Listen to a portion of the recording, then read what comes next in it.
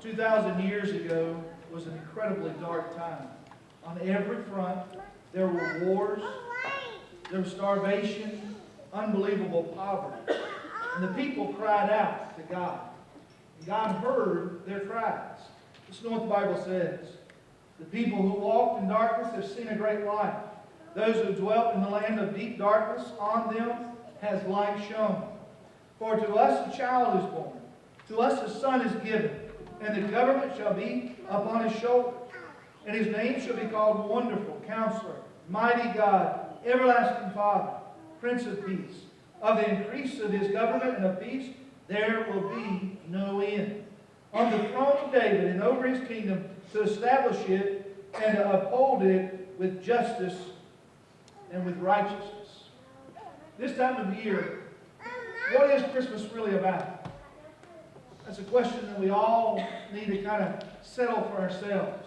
You know, every year, retailers push us and push us and push us to start buying and celebrating Christmas earlier and earlier for the purpose of buying their products.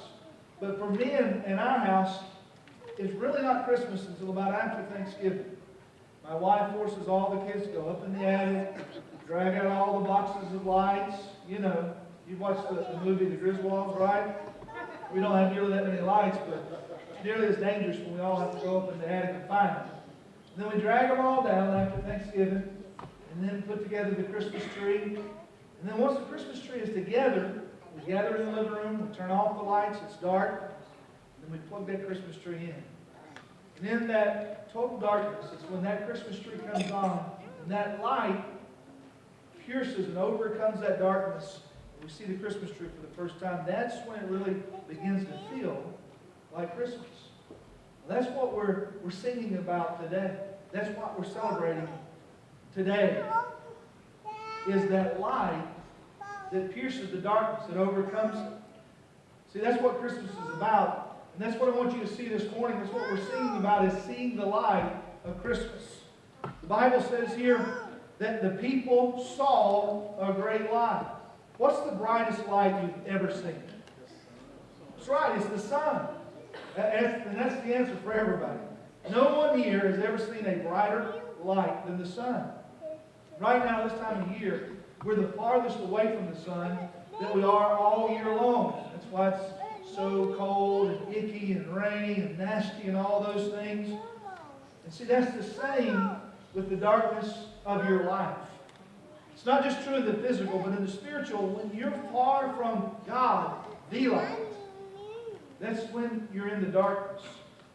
The Bible says we cannot exist without God's light. Do you know why there's so much darkness in the world? You know why there's so much crime, so many deaths, so much poverty, so many troubles in the world? I told you when we started today that we're here to celebrate Him coming 2,000 years ago. But do you know why the world is fixated and why it is a reality there's so much death and darkness and starvation? It's because we turned away from the light. We all did. That's why there's death and darkness. We turned away from Him, from God. That's why we experience so much meaninglessness and hopelessness. That's why we struggle. We cannot produce light on our own. The Bible says that God is the only source of light. I want you to think about that for a second. We can't produce light on our own. God is the only source. That means no matter what you try, you're never going to find the answers in life or fulfillment on your own. It can't be done without God. St. Augustine said it this way: our hearts are restless until they find their rest in Him. See, God alone is the source for hope and joy. Fame doesn't do it. Money doesn't do it. Success doesn't do it. Career doesn't do it. A man or a woman or a boyfriend or a girlfriend or education or title, status, they only provide warmth for a little while. God provides lasting light, lasting hope, lasting joy. God alone is the source of hope and joy and contentment and justice and healing and life. This is what the Bible says. For to us a child is born, to us a son is given, and the government shall be upon his shoulders. His name shall be called Wonderful Counselor, Mighty God, Everlasting Father, Prince of Peace. Of the increase of his government and peace, there will be no end. See, what that tells us is the light has come. It says he's a wonderful counselor. What does that mean?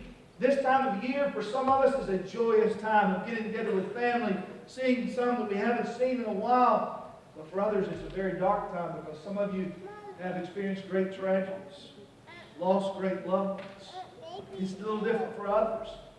But here's the truth. The Bible says that the wonderful counselor, it doesn't matter your situation, doesn't matter your circumstances, Jesus can change you and bring hope in any situation. That's why they call him the wonderful counselor. Literally, the wonderful counselor means the miracle worker. He can do that in your life no matter your situation. It says, Mighty God. It says he was born to us. What does that mean? Unto us a child is born.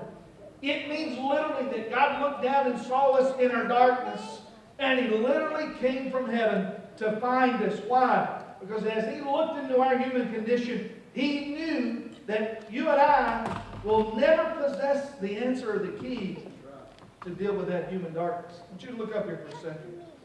I don't care your age. I don't care your background. You think that somehow you will on your own overcome the darkness? You'll waste your life wandering around in it and not even realize it. He saw us and said there's no human answer for the darkness, for the suffering.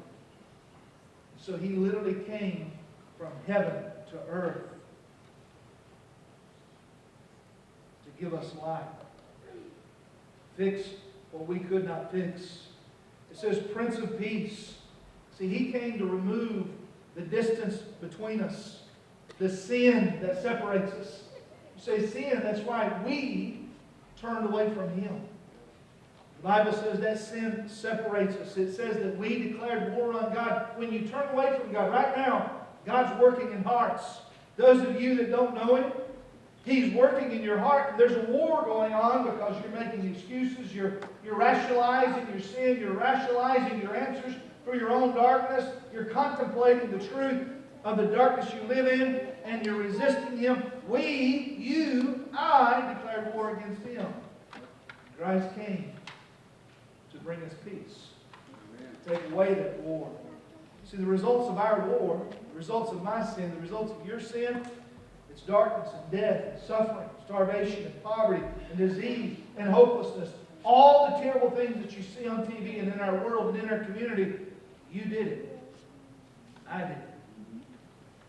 And he is mighty because he came to fix it. See, he was born to end this war, to bring peace.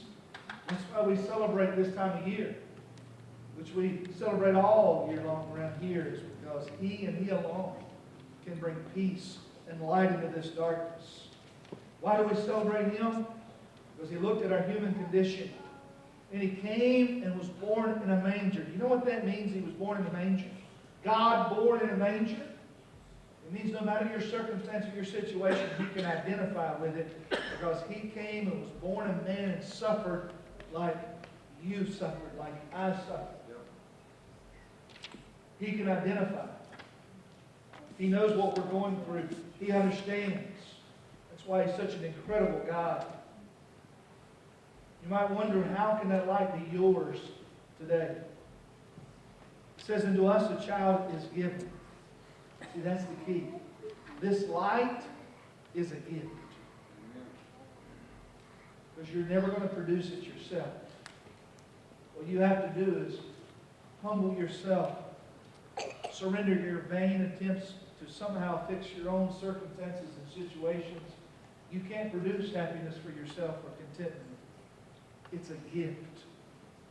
You have to humble yourself and surrender to him and accept the free gift. That's why we celebrate Christmas. Christmas is about receiving a gift you could not. You could not have without Christ. want you to bow your heads this morning.